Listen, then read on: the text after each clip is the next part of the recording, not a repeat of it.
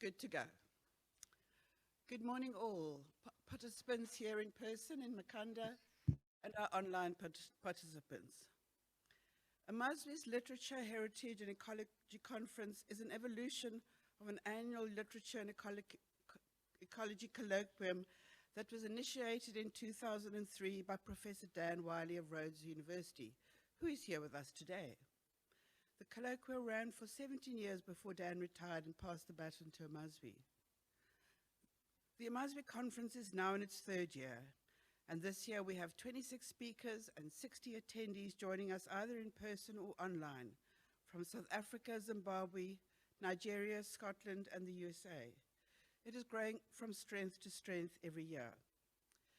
We are honored to have the chairperson of Amazwi's Council with us today to open the Literature, Heritage and Ecology Conference. She's not doing this only as a courtesy. She holds a PhD in environmental education from Rhodes University. She's a respected academic of museum and heritage studies. She recently moved to the University of Mpumalanga from Solplaatje University. She is a member of the panel of advisors on indigenous knowledge and living treasures for the Department of Sport, Arts and Culture, and is the honorary national chairperson and coordinator of the culture thematic area of the South African National Commission for UNESCO. Please welcome Dr. Sibongile Masuku.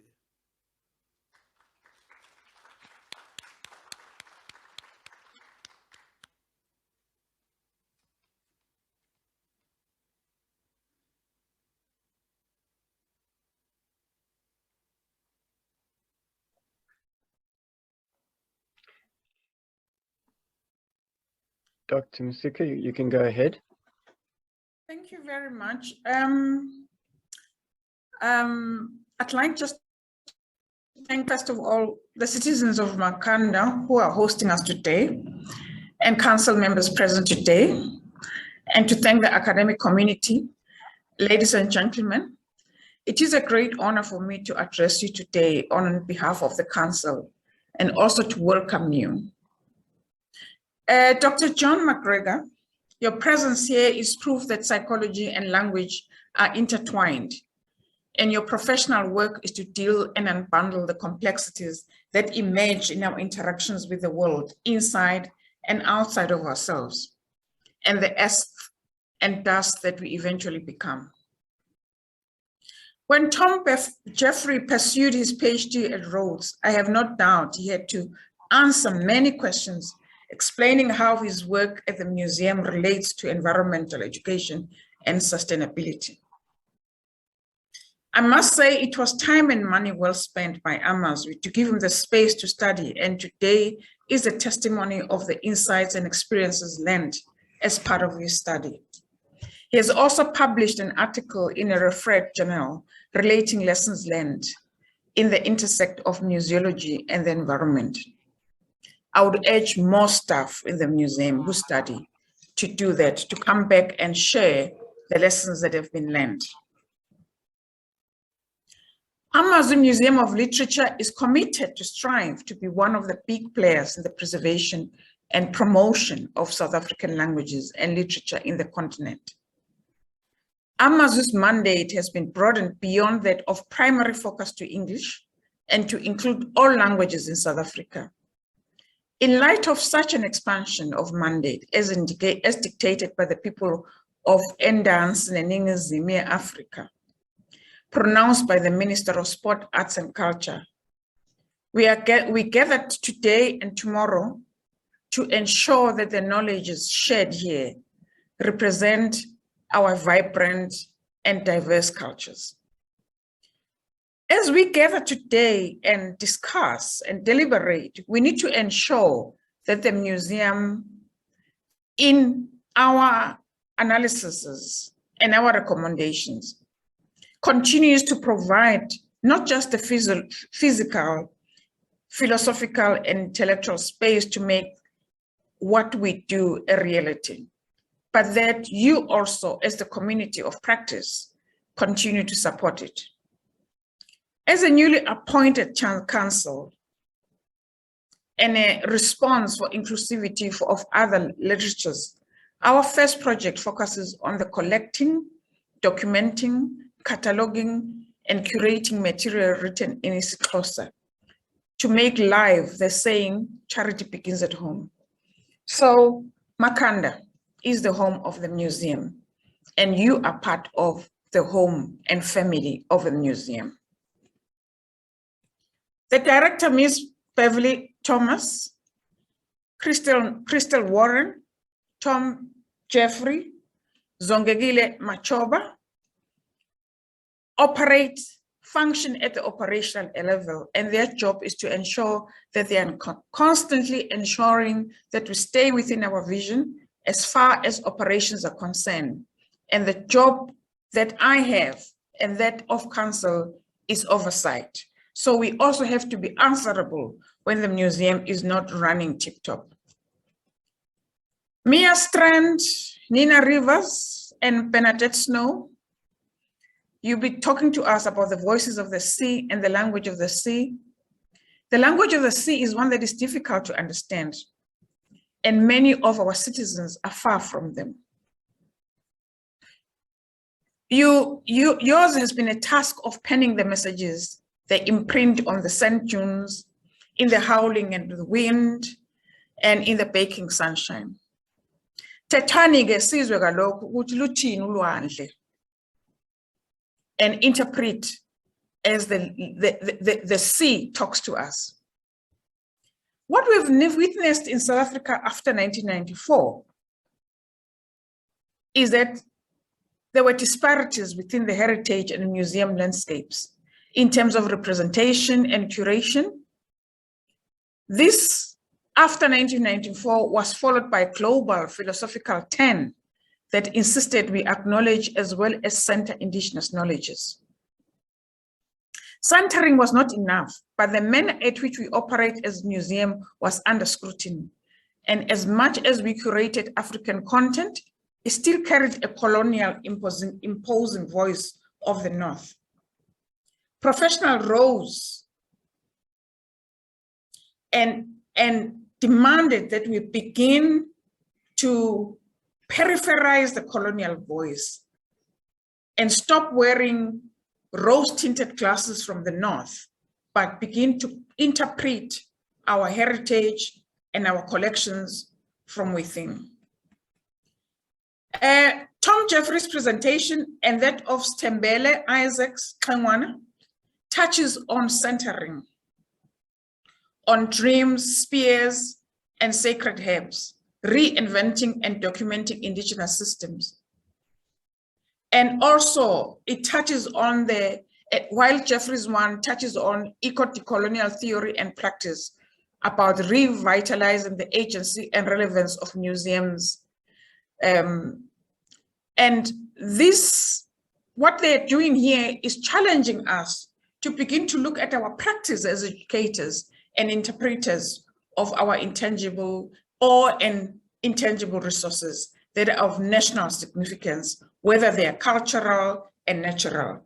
And so we need to look at how we decolonize the museums and also our curatorial techniques and practice.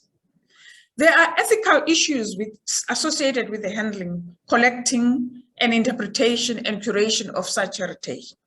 As a country, around 2000, we embarked on a journey to repatriate the remains of Sarah Baartman and inter her remains back home. We were angry with France and the UK and the sciences that musified museums, studied them to justify their persecution as inferior beings.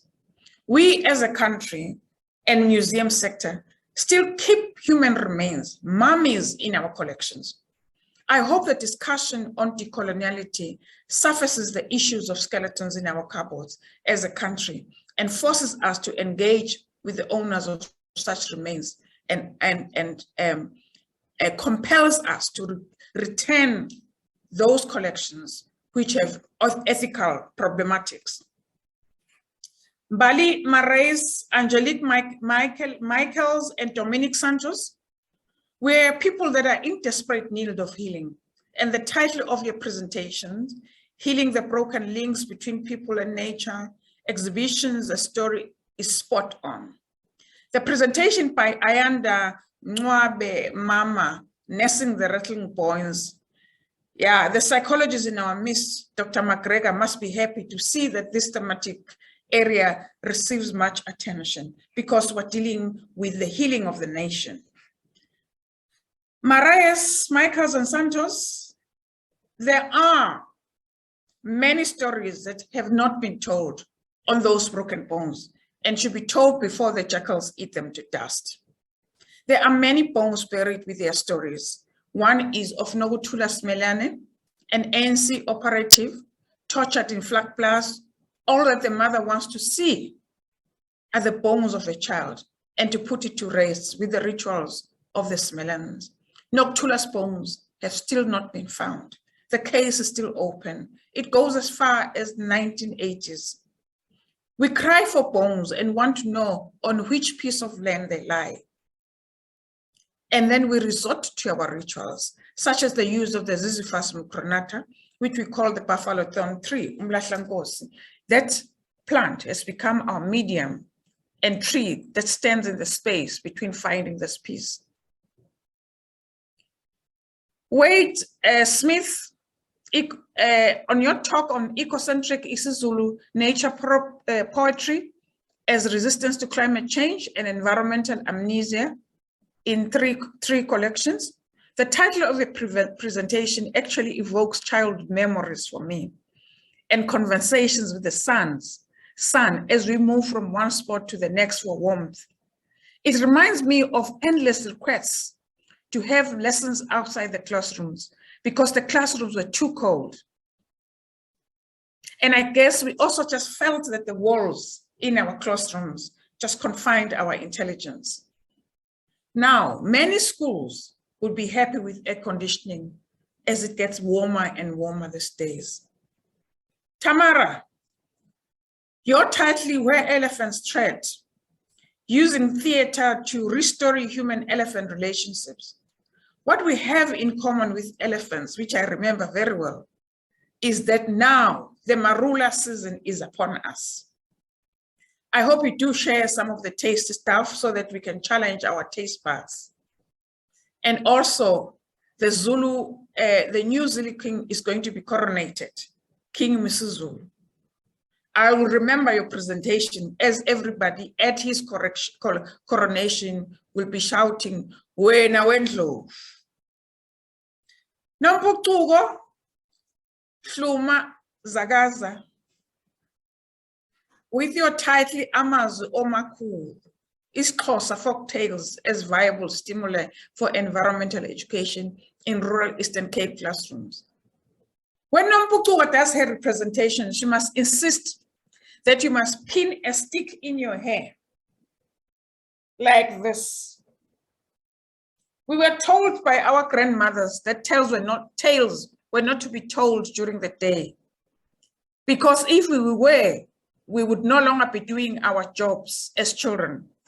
And by listening to tales, we risk growing horns like those of the cannibals. To avoid growing horns, one must have that stick in your hair today. Mike Britton, Making Peace with Nature Through Art, Science, and Literature, and Isabel Rawlings, The Tear of the Tortoise, Making Peace with Nature in Carol Kembeck's third novel, and Crystal Warren's question is peace possible after the apocalypse? Young adult speculative fiction and hope for the future. The message of peace and cohesion weaves through most of the presentation today. And the message of hope is a very important hope. Because in our artistic expressions, in our creativity, we do find some kind of hope. It is a pity that education in this country has been peripherized in the formal schools curriculum, and it is in desperate need of championing. I hope the teachers present here will be enthused to explore the convergence between nature and art. Guy Spiller, In Praise of Plants, and Carol Leaf, Follow the Plants. Yeah, there's many a song that has been composed to celebrate plants. And I hope today or tomorrow. You'll drop a tune or two before the end of the conference so that in unison we can sing the praises to plants. I hope you agree that today, in your presentation, you did not talk about the apple tree, which bore the apple of the Garden of Eden, because it is said to have caused so many problems in the world. I hope you give praise to the vines of the grape and the seeds of marula and our mhlonyana. Are you going to talk about the holy herb? Reminding me of Bob Marley. Got to have Kaya now. Got to have Kaya now. Got to have Kaya now. For the rain is falling.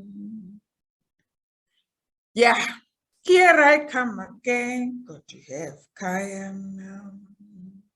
Got to have Kaya now. But anyway, let's not talk about Kaya, because when we're talking about Kaya, we're talking about cannabis.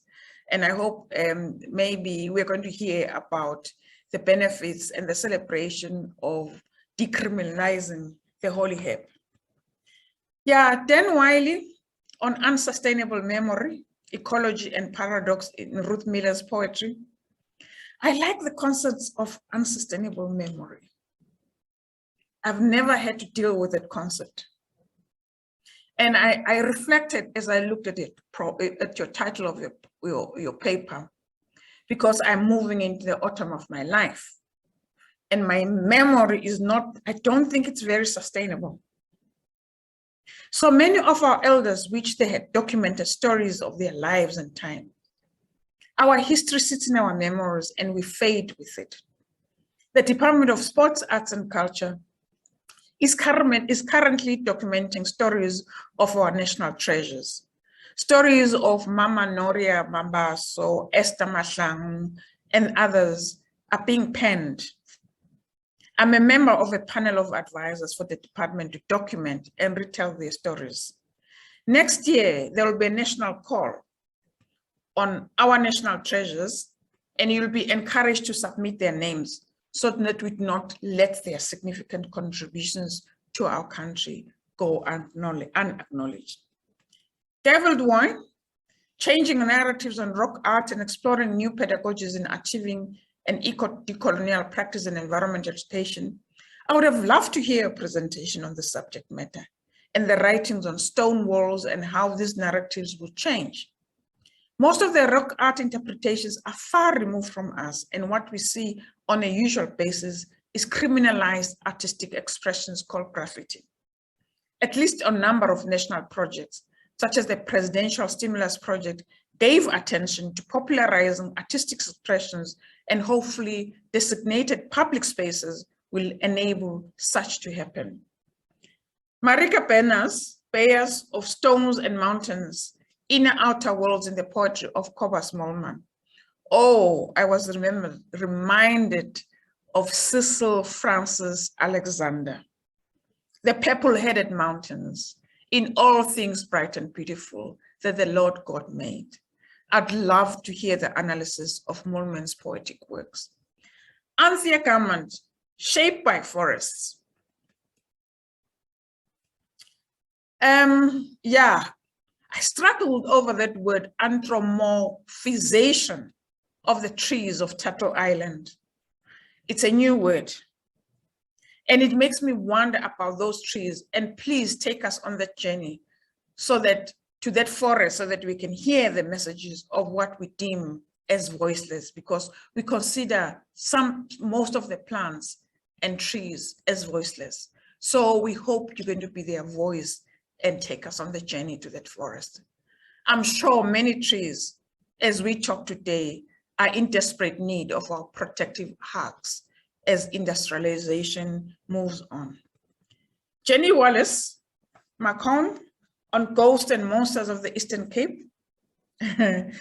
Jenny here wants to awaken the ghosts and monsters. With the many battles fought in the Eastern Cape, there must be many ghosts. There are many souls that are wandering without being allocated the final resting spaces. Their stories need telling. and not just those of battles, of those that died in battle, but many died of famine, disease, and domestic work and gender-based violence. So let's hear about the cries and the liberations of those ghosts. Alan Pitapiwa Makanga, explicating Igbo culture nature nexus in Things Fall Apart.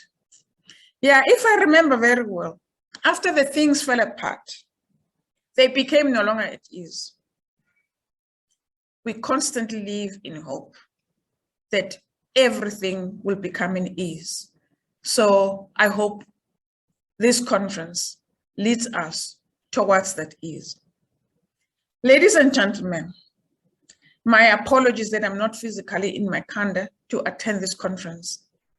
And there's so much FOMO by not being there. I hope we have exciting, critically constructive debates, and I beg that we explore solutions to the problems, tensions, complexities that we surface. We need to move from rhetoric to action. We sit with stories that are separated by boundaries between the collections of animals and collections of plants in museums, such as those found in storied plants, trees that hold historical national secrets. Some of these were trees where people sat under to deliberate on battle style strategies, etc. I hope we have calculated fun as we discuss and lots of laughter. We have had so much pain and loss as a result of COVID and have forgotten that we learn a lot when we are having fun. I blow the vuvuzela abstractly and saying, let the storytellers start. And may you all pin your sticks into your hair. May I invite the ancestors whose writings I held at Amazwi, who are our inspirations, to continue to guide us and fill our brains with wisdom and ink. I thank you.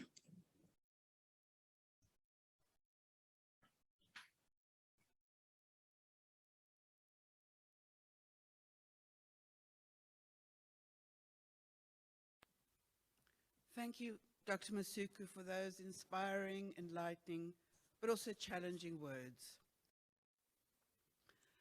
It is my privilege to introduce the keynote speaker at Amazwi's third Literature, Heritage and Ecology Conference.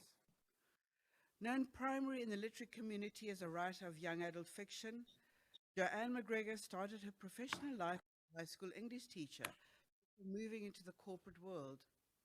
She went on to complete degrees in counseling psychology and works in private practice, dealing mainly with victims of crime and trauma. She divides her time between her practice and the creative pursuit of writing. Her young adult fiction includes her Ecowarriors series, Turtle Walk, Rocksteady, and Fault Lines. As Jo Macgregor, she writes psychological thrillers and crime mysteries for adults. Please welcome from Johannesburg, Joanne Macgregor.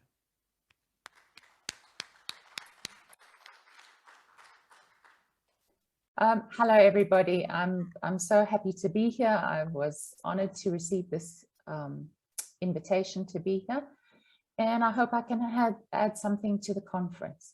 Bear with me with the technology. I'm an old lady, and you know what they say about old dogs and new tricks. Let me just pause that one. Okay, here we go. Can everybody see that screen? Yes, perfect. Wonderful. Okay, so today I'd like to talk about bridging the divide between humans and nature through art, with specific reference to my own books, the Ecowarriors series and others.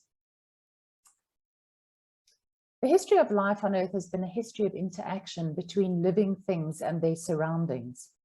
To a large extent, the physical form and the habits of the Earth's vegetation and its animal life have been molded by the environment. And considering the whole span of earthly time, the opposite effect, in which life actually modifies its surroundings, has been relatively slight. Only within the moment of time represented by the present century has one species, man, acquired significant power to alter the nature of his world. And this sounds like quite a modern quote, like it could have been written yesterday, but it's actually from the last century, from over 60 years ago, Rachel Carson's Silent Spring. Our species has lived on planet Earth for a very, very long time. And judging by historical and even biblical quotes about our alienation from our environment, our relationship with nature has never been an entirely harmonious one. As far back as the 8th century BC, one of the original prophets of environmental doom, Isaiah, warned his people, "The earth dries up and withers. The world languishes and withers. The heavens languish with the earth. The earth is defiled by its people." And did they listen? No, they did not. But perhaps it's only since the Industrial Revolution that we have truly alienated ourselves from our natural environment, because mechanization increased not only the speed and magnitude of the means of production and distribution, but also the scope for our species to pollute, exploit, and destroy natural resources. Instead of living in harmony with our environment, we developed a mindset of dominating and consuming it. Arrogantly, we saw ourselves as lords and masters, whose job was to rule and consume and exploit the planet, rather than as stewards whose role was to conserve and protect it. And although we now understand that humanity's inhumane relationship with nature is unsustainable, still the divide between the two appears to be widening, not narrowing. And we found ourselves in a maelstrom of ecological disasters, ranging from droughts to floods, wildfires, not flowers, we like the wildflowers, wildfires to blizzards, not to mention shrinking polar ice caps, growing deforestation, oceans of plastic waste and oil spills, species extinction, acid rain, overfishing. Just thinking about the scale of the problem is despair-inducing, and that in itself is a problem. Because if we have no hope, then what's the point of even trying to change? We need to bridge the ravine that divides our species from nature. And I want to argue today that art is one underutilized way of building a bridge over that divide. Using art, we can increase awareness of environmental problems, provide information about possible solutions or mitigating strategies, foster empathy, challenge problematic attitudes, and ultimately inspire changed behavior. Many of the arts can be used in this way. Perhaps we can take a quick look at the visual arts, because a picture, as they say, can paint 1,000 words. Here's a powerful example using the medium of photography. And no words are needed to explain the message of that photo. Or of this one.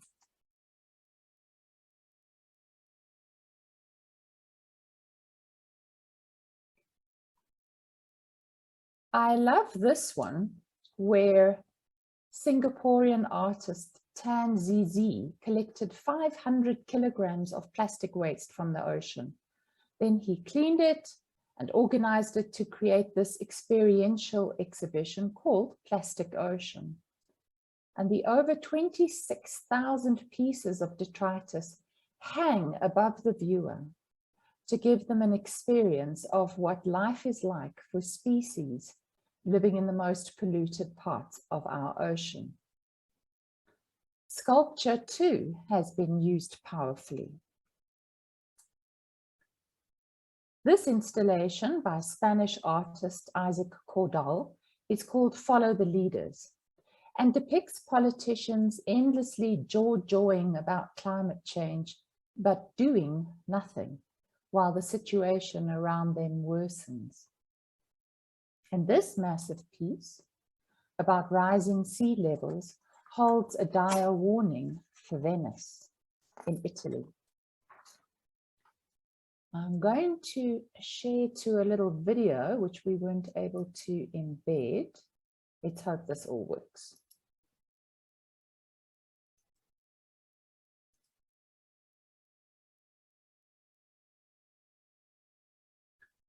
This is a wax sculpture of a panther and her cub, and it's by Bob Partington in America. It was displayed outside a zoo in Florida in America at the start of their autumn. And as the wax melts under the sun's heat, the panthers disintegrate and a simple message is revealed. I think that you would agree that that is unforgettable, especially compared to just seeing a normal message. Let me switch that off. Okay, hopefully I'm back to my presentation. Paintings are an ideal medium to bring home environmental message. This painting by Ashley Cecil is entitled The Human Face of Climate Change, and gives an amazing sense of a planet where all we can harvest is dust. And this piece, which depicts people as literally chopping themselves off from their natural roots, is by Spanish painter and street artist Silvestre Santiago, better known as P-Jack. Even graffiti and street art can pack an environmental punch, as seen in these examples by Banksy.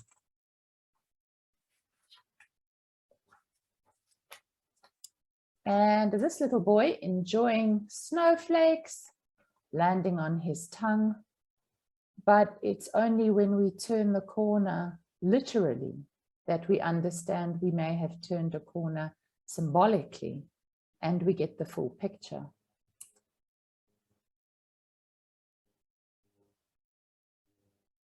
Of course, we can also raise environmental awareness through the performing arts, songs, drama, movies and television, and through literature, and that's what I want to focus on today.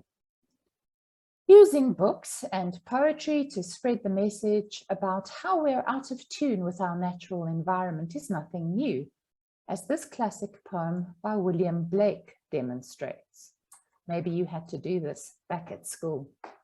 The world is too much with us, late and soon, getting and spending, we lay waste our powers. Little we see in nature that is ours. We have given our hearts away, a sordid boon. And I reckon that's as relevant to South Africa in 2022 as it was to London in the midst of the Industrial Revolution. Today, I'd like to look specifically at fiction and at the role stories can play in healing the divisions between humans and nature. Since our ancient ancestors first gathered around the fire and traded stories, we have used myth, parables, and fables to pass wisdom between people and generations. And I'm delighted to say that the habit is still going strong. Fiction with an environmental message, or green lit for literature, as it's now known, is a terrific way to communicate environmental messages by weaving them into the fabric of great entertainment. And this is especially true when the stories are directed at younger readers. The particular psychology of children and teenagers means that targeting them with environmental messages carries unique benefits and offers great potential. These are some examples of, honestly, the plethora of modern books that are available for young readers and that carry strong environmental messages. Young children are very receptive to stories about animals and nature, and their magical thinking allows them to imbue animals and plants, the moon or the sea or a vast forest, with human characteristics. In anthropomorphizing, there's that word again, elements of nature, the writer fosters empathy in the reader. Honestly, there's an abundance of magnificent green-themed stories available for children. It's all there for the taking. Teenagers, or young adults, as they are known in the literary world, are in the psychological stage of developing their identity. And so they are receptive to the idea of challenging old beliefs and systems. For them, the personal and the environmental becomes political. Older generations, on the other hand, are absorbed in the responsibilities of making a living, raising families, dodging potholes on the roads. But the seemingly boundless energy of adolescence can be channeled into activism, particularly because teenagers have not yet been worn down by life and succumbed to cynicism. They are also the generation due to inherit the planet next, so they have a vested interest in changing things for the better. Climate activist Greta Thunberg may be the most famous teen activist, but she's not the only one. There are thousands of youngsters around the world who are leading the fight to prick the consciences of older generations and governments and to demand change. Young people are a powerful force for environmental activism, and we shouldn't undervalue their importance merely because of their age. That's why I've chosen to write my ecologically themed books for older tweens and teens. So these are the covers of my Ecowarriors series. The top covers are from the traditional publisher, Protea Publishing. And then when I regained my rights, I tweaked them a little bit for an international audience and brought them out with perhaps more commercial covers, but the environmental message is still the same. So this series of books tracks 3 girls moving through grades 8 to 10 at a boarding school in the Ukhahlamba-Drakensberg region of KwaZulu-Natal. In each book, they grapple with a different environmental issue. In the first book, Turtle Walk, they tackle longline fishing and its destructive impact on leatherback turtles. In Rocksteady, the second book, they tumble onto the illegal trade in cultural artifacts, especially San rock art. And in the third book, Fault Lines, they grapple with the contentious issue of fracking in the Karoo. While the environmental message is at the core of my Ecowarrior series, it's also woven into most of my novels in some way because it's just that important to me personally. So perhaps we can spend some time looking at how we can write stories, and possibly this applies to other medium of art, in such a way that best ensures the environmental message resonates with readers. What factors are most successful in driving the message home? I've done some research and I'd like to highlight these factors with specific reference to some of my novels.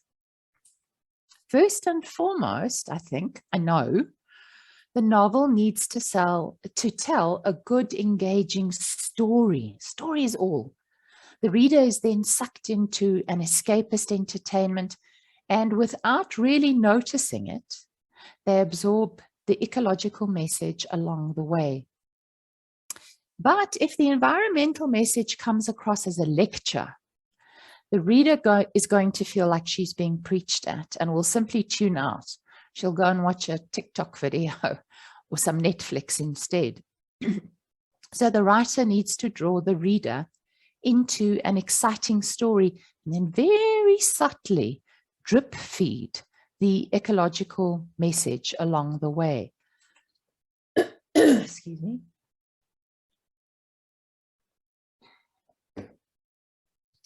In my Ecowarrior stories, I have my protagonists gain environmental awareness through school projects or field trips or personal experiences, then I get evil. I put them in mortal danger out at sea, get them to sabotage the long lines of illegal fishing trawlers. They confront art thieves and get kidnapped and almost burned alive in the main caves at Giant's Castle, all while threading through the message I'd like them to consider. It's got to be exciting. It's got to be absorbing and escapist. The human brain, it turns out, is wired for story, much more than it is for boring lessons or explanations. Wrapping a message up in a story makes it much more memorable, and it also bypasses the critical defenses we throw up when we feel like we've been taught a lesson. When, as readers, we feel a connection to the characters and we're intrigued to know what happens to them next, then the environmental message just slides home without our consciously realizing it. Successful green lit makes the reader feel, not just think. Fiction, it turns out, is good at stimulating the brain's mirror neurons. That's where we are able to feel or imagine ourselves into the shoes of someone else's mindset and feelings and motivations. And so we develop empathy in the reader with stories. When we enter into a book's world, we identify with its characters. And if they're feeling an urge to protect or to save animals or the environment, then we begin to feel that way too.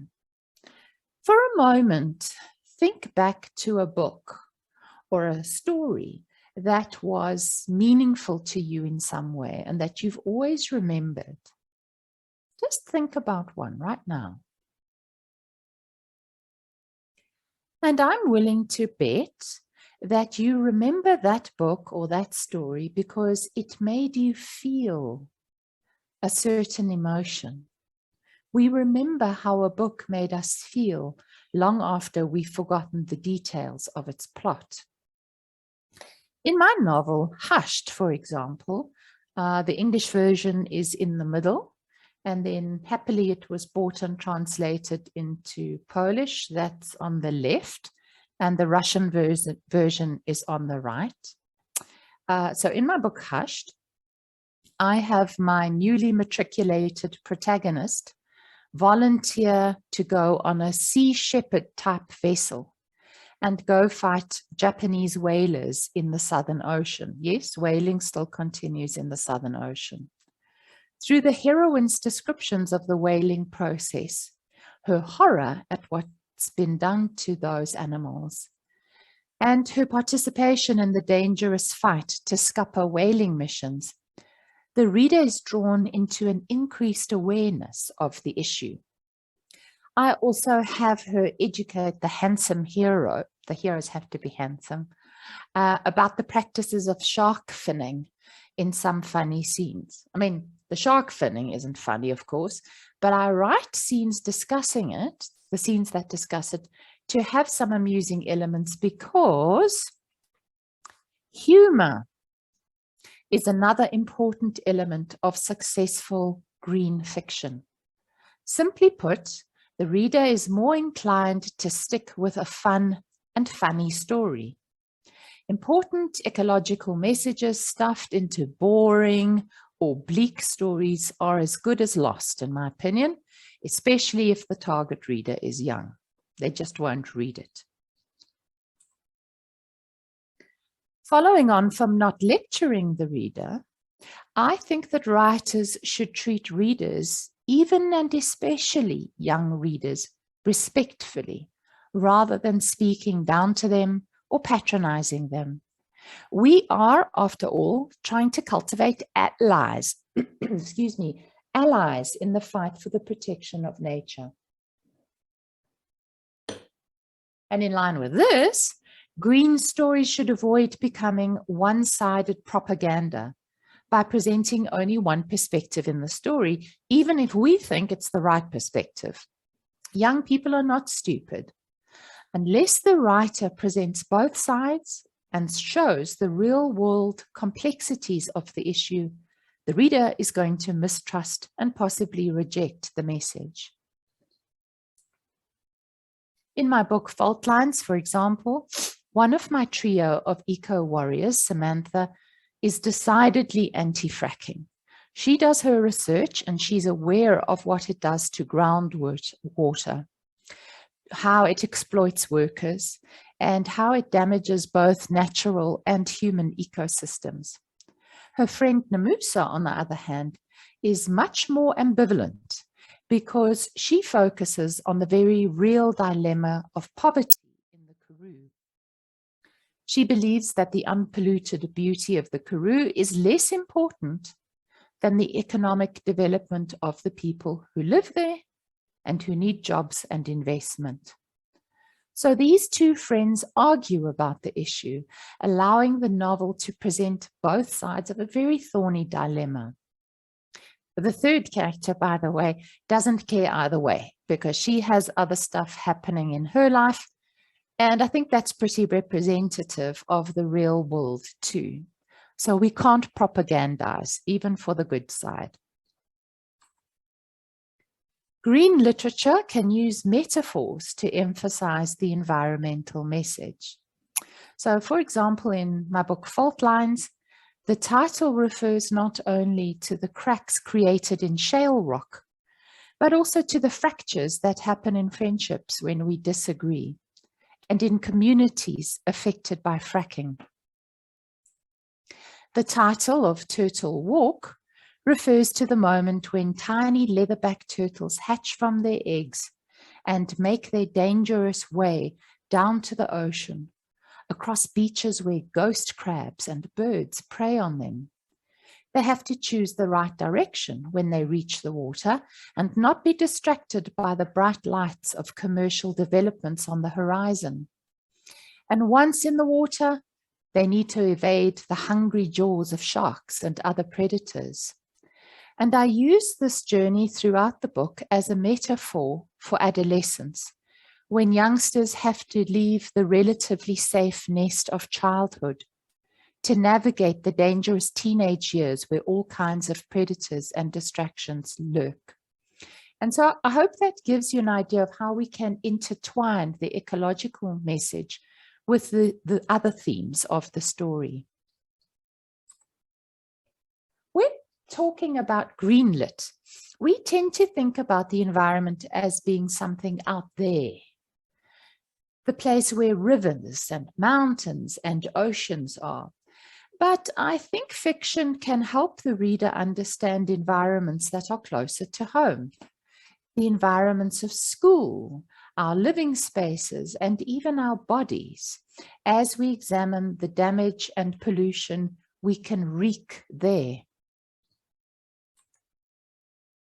In my novel, The Law of Tall Girls, the big reveal at the center of the book is that my protagonist's mother is an extreme hoarder, and they live in a house clogged to the ceilings with stuff. I explore the damage that this pollution of the microenvironment and the psychological issues it stems from has on the small family's life. And I think I also pass comment about our consumer nature and what that leads to. You know, those that stuff either winds up in your house or in the landfill, and either way it's not good. In one of my young adult romances, Scarred, my heroine is left physically and psychologically scarred after a major car accident. And in her state of low self-esteem, she views her scar as a kind of pollution of her appearance. So by making vast issues smaller and more personal and intimate, I try to bring home big environmental messages in very relatable ways. Perhaps like charity, the environment begins at home. Cli-fi is a relatively recent arrival in the world of green literature. Like sci-fi, cli-fi or climate fiction tends to be futuristic, but it has an environmental slant. Many dystopian novels are set during or after some cataclysmic environmental event. Perhaps the taps finally run dry, or the seas rise and flood the coastline, or a nuclear explosion destroys most of humanity and leaves the rest zombified. My Recoil trilogy is set in a dystopian future world crippled by an infectious pandemic. Interestingly, I wrote the books in 2014 and 2015, long before the arrival of the coronavirus pandemic. But it's been fascinating and kind of horrifying, actually, to see how much of my fiction has become fact. In my story, nature has been willfully weaponized against fellow humans. And I had some fun showing how nature extracts revenge by reclaiming her space. I wrote some scenes of weeds taking back the pavement, streets crumbling, and rats running riot through parks and picnic spots. Mind you, it sounds a bit like Johannesburg these days. By taking readers into worst-case future scenarios, sci-fi dystopian novels serve as stark reminders and stark warnings, and hopefully encourage readers to take action in our present-day world before it's too late. But the message doesn't have to end with the story. We need champions, parents, teachers, scout leaders, and the like, who can use novels as springboards for discussions and who then stimulate follow-up debates, integrate environmental messages into school projects and cross-subject curriculum, and reinforce it all with environmentally oriented field trips and outreach efforts. Imagine reading a book in your English class about plastic pollution in the ocean, and then having to write a poem about it in your second language class, creating an artwork in art or design class, then moving on to biology and researching what happens to a species like sea turtles when they mistake plastic for jellyfish and eat it. And then coming up with a mitigating technique for a science project.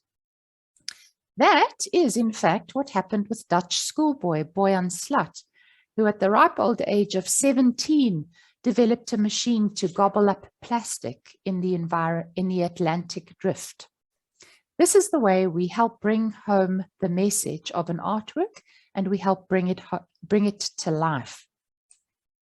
Lastly, to be successful, Green Lit needs to foster hope and a sense of empowerment in the reader, to counteract the eco-despair we're all beginning to feel as we get bombarded by warnings of cataclysm and impending disaster on every front.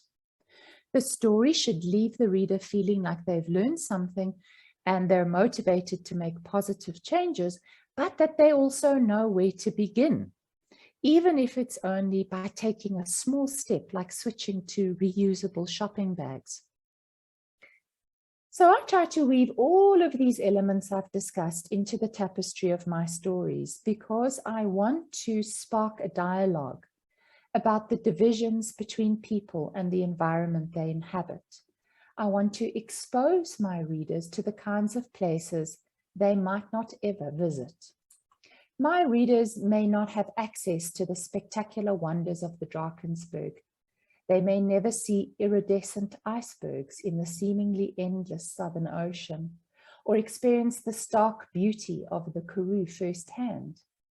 They may never witness a giant leatherback turtle laying her eggs or a southern right whale breaching, but books and art in general are a special kind of magic that can transport the mind, the heart, and imagination to places both pristine and despoiled. I want to make an impression on minds not yet hardened by cynicism and the seemingly impossible difficulty of change, so that these future captains of industry, makers of policy, and consumers of goods will forever keep some small corner of their hearts loyal to nature. In time, perhaps, some of these readers might become ambassadors for change, protecting our fauna and flora, militating for better legislation and greener industry. The young people of today are the movers, shakers, and leaders of tomorrow. They will be our presidents, our thought leaders in science and innovation, and if we are immensely lucky, some of them will be artists with messages of their own to share with the world. I hope that I can touch their hearts, expand their minds, and tickle their funny bones, and in so doing, help foster guardians of our beautiful Gaia, champions who will make decisions and take the actions necessary to make our future cleaner, greener, and more sustainable. I hope that my stories add a few bricks to that bridge we're building across the chasm between humankind and nature. And I hope that with your art, you add a few more bricks too. Thank you so much.